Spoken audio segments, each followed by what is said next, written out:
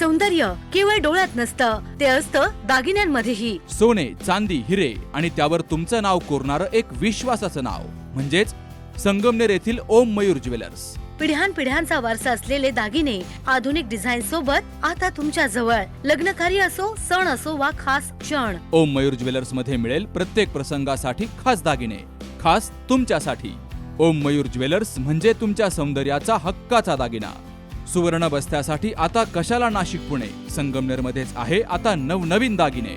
आजच भेट द्या ओम मयूर ज्वेलर्स, अशोक चौक, संगमनेर, जिल्हा अहिल्यानगर. संपर्क 9372 012 044.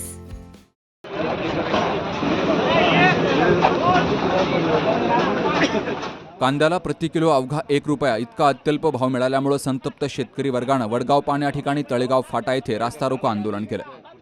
या आंदोलनामुळे परिसरात काही काळ वाहतूक ठप्प झाली.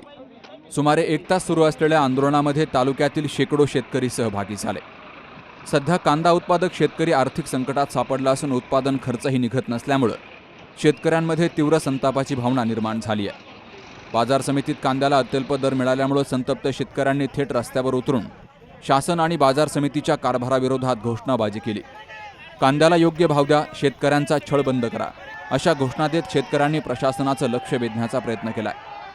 घटनेची माहिती मिळताच तालुका पोलीस ठाण्याचे निरीक्षक साळुंके यांनी घटनास्थळी धाव घेत आंदोलनकर्ते शेतकऱ्यांशी चर्चा केली.